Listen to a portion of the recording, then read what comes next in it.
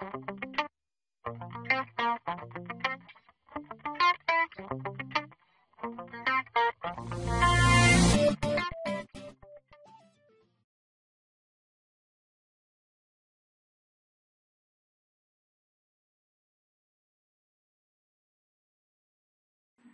so today, inshallah, we have chapter number 23. So it's chapter 23 is related to sitting pay. And sitting pay means how can the organization or how can the human resource define the salary structure. Actually, the salary is not only the basic salary. As you know that we have another additional factors including the house allowance and including also the, for example, the insurance. It's also some. It's also can be considered as a pay, as reward, something that the employee gets in order to work in the organization. Yes, also travel allowance. Okay, and some of the companies give employees, give them cars. Yeah, like this. Okay, so we mean by the pay any reward or any benefits that the employee gets from the organization. Okay. So today, inshallah, we will discuss this idea of the reward management. Those are two important questions that the human resource management or human resource manager should ask in order to define or find out how can he set the pay. Okay, the first question is related to how much should we pay each person in the organization. And the second question is related to how should the payment package be made up. Okay, so the package or the payment can be as a type of package. The package usually includes the basic salary, okay, and the house allowance and transportation allowance also. And sometimes some of the organizations give what we call risk allowance. All of these allowances we can put it with the basic salary and give it to the employee as a package. When we ask this question, which is the first question related to how much we should give the person inside the organization, we also need to ask the following questions. Like, for example, what are we seeking to achieve with our payment system? And this is a very important question. What we want to seek in the payment system? Make our payment system give good idea about the company. You know that the payment system can be considered as reputation for the company. So when the potential employees or when the good graduated students want to work in the organization, one of the criteria that they check the payment system in the organization. And if they find that the payment system is good in the organization, they consider it as potential employer. Okay, so what we are seeking to achieve our to achieve with our payment system. And also we need to ask ourselves, what are the competitors do in order to retain their employees, or what are the competitors have as a payment system. Okay, and also between the competitors, where is our position? Whether we want to be at the top of the competitors now we are talking about the payment system, okay? We are talking about the payment system, not for example, the products or the customers. We are not talking about the customers here. We are talking about the payment system and the potential employees. Where should we put ourselves? Whether we want to put ourselves in the best place, that means if we have any vacant positions, then a lot of good employees try to apply in our organization in order to take these positions. Or if we want to put ourselves in the lowest rate, okay? And also we need to ask about the constraints that affect the reward system. What are the constraints that affect the reward system? As an example of the constraints, what are the policies and what are the regulations in the country? Can we, for example, give lower salaries, or there is a limit for the salaries? Those are some of the constraints that we can think about in putting the payment system. Also, how can we avoid demotivating the employees by payment system, by creating or developing good payment system? If we have good payment system, then we are helping in motivating the employees. And also there is another, or the final point here is the level of involvement from the employee.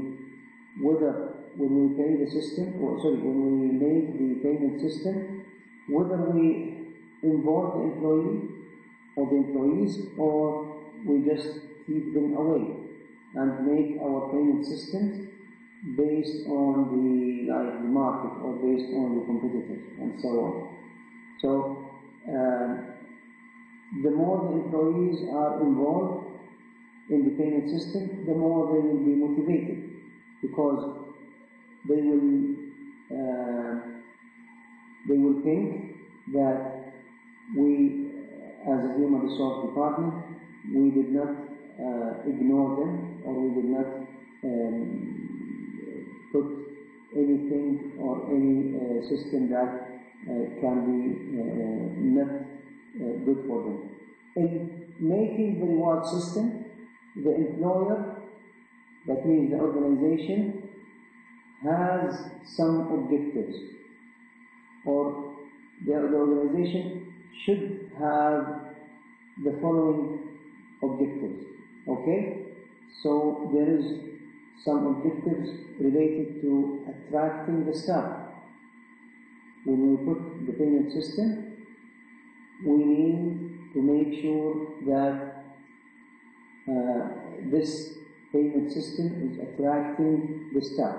Attracting the staff means attract the external employees. It means it's the potential employees, the people who want to work in our organization.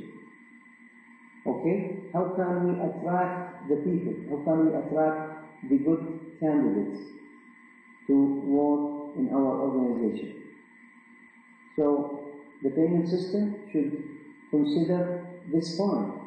The payment system should be good enough to attract the qualified people. And also we should put in mind, or we should consider also retaining the staff.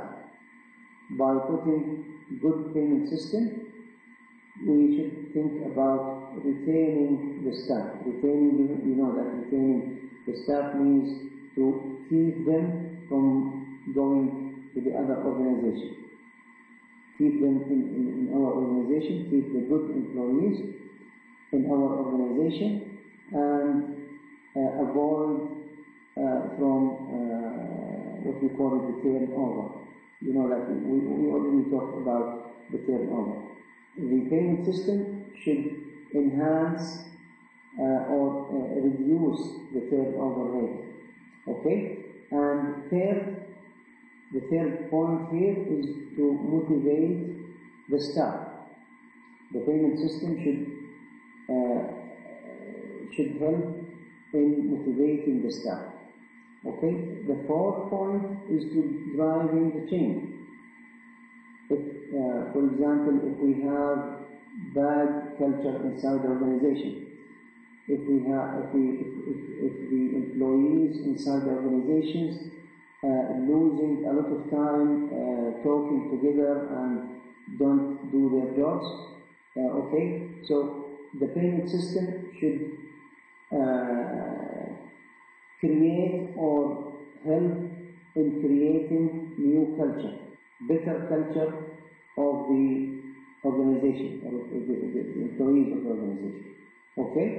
And also the payment system or the reward system should also enhance the corporate reputation. The corporate reputation means the organization image or organization reputation. For example, when I talk about some of the organizations here in Saudi Arabia, most of you think that the organization is good or bad based on the reputation of the organization. Like, for example, if I mention Sabit here, okay, most of us will agree that Sabit has good reputation. Okay, we discussed the reward strategies or objectives from the employer point of view. Now we want to discuss the reward strategies or the objectives of the employee from the employee point of view. What are the employee seek in the issue related to the payment or payment system? First of all, the employee needs a good purchase power.